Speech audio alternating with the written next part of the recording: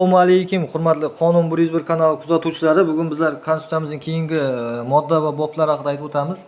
O'tgan videolarimizda birinchi moddadan boshlab kelyapmiz. Endi bugun bizlarga eng kerakli bo'lgan 7-bob, ya'ni shaxsiy huquq va erkinliklar 25-moddadan 35-moddalarni o'z ichiga olgan bo'lib, bu katta bo'lganligi sababli bobimiz ikki qismdan iborat videomiz. Bugun birinchi qismi 25-moddadan 29-moddalarni o'z ichiga oladi. Demak, 25-modda. Yashash huquqi har bir insonning ajralmas huquqidir. U qonun bilan muhofaza qilinadi. Ya'ni inson hayoti suiqasd qilish eng og'ir jinoyat hisoblanadi. Bu yerga e'tibor qaratsak bo'ladi. O'zbekiston Respublikasida o'lim jazosi taqiqlanadi. Bu 25-moddasida ko'rsatib o'tilgan Konstitutsiyamizning. 26-moddaga to'xtaladigan bo'lsak, insonning sha'ni, qadr-qimmati daxlsizdir. Hech narsa ularni kamsitish uchun asos bo'lishi mumkin emas.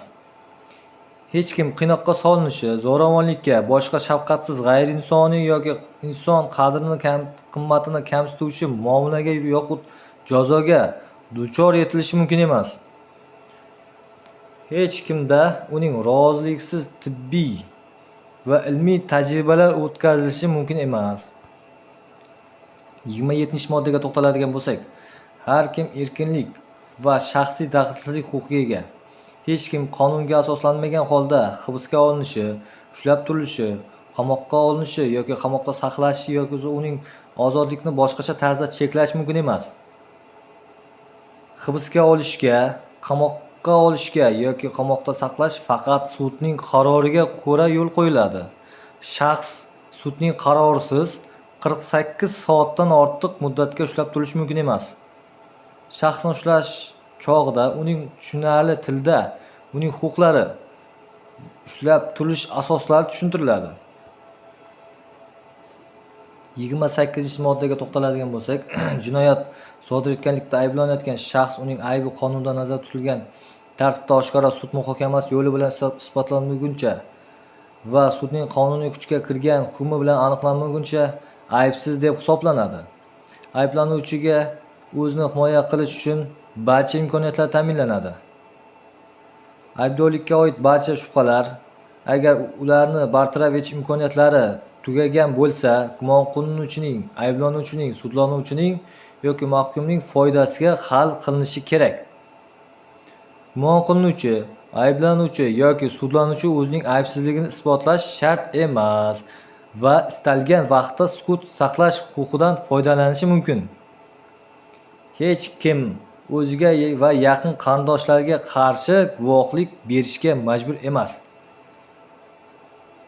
Agar shaxsning o'z aybini tan olganligi unga qarshi yagona dalil bo'lsa, u aybdor deb topilishi yoki jazoga tortilishi mumkin emas.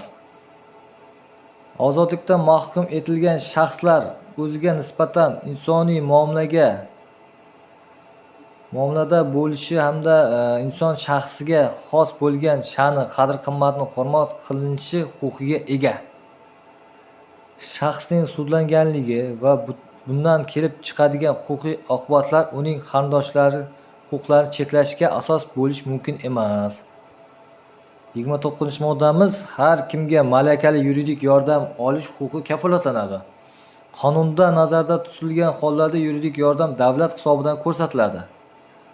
Har bir shaxs jinoyat prosesining har qanday bosqichida, shaxs ushlanganda esa uning harakatlanish erkinligi huquqi amalga cheklangan paytdan e'tiboran o'z tanloviga ko'ra advokat yordamidan foydalanish huquqiga ega.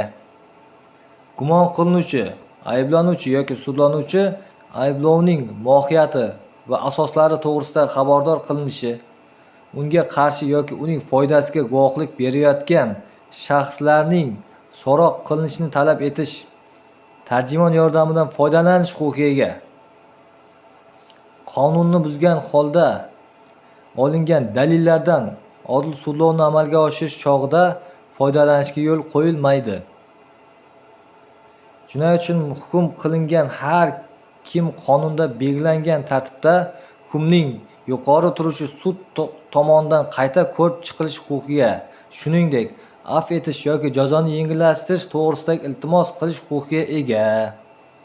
Huquqbuzarlikdan jabrlanganlarning huquqlari qonun bilan muhofaza qilinadi. Davlat jabrlanganlarga himoyalanish va adil sudlovdan foydalanishni ta'minlaydi. Ularga yetkazilgan zararning o'rnini qoplashni uchun shart-sharoitlar yaratadi.